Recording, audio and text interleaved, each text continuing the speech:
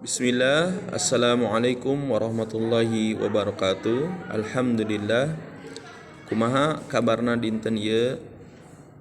Mudah-mudahan hidup dina kaayaan sehat walafiat.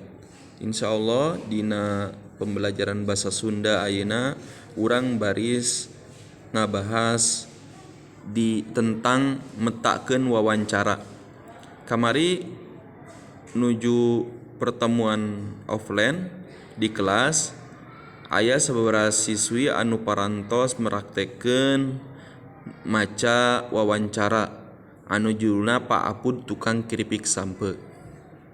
Mungkin hidup baca wawancara anu aya dina buku halaman 77 nu taya bukuna Bapak kirim PDF-na. Teras saantos hidup maca eta wawancara anu judulna Pak Apud tukang keripik sampe, tuluy engke hidup didinya ngerjakeun pancen.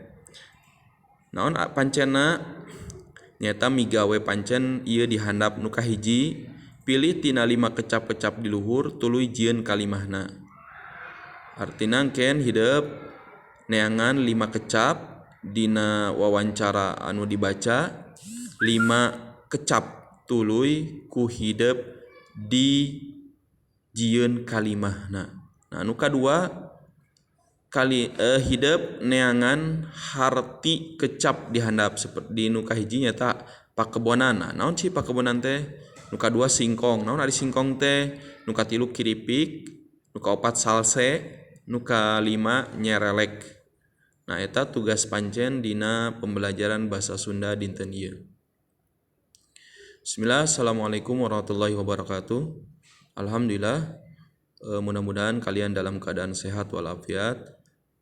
Pada hari ini untuk pembelajaran bahasa Sunda, kalian akan ada tugas yaitu tentang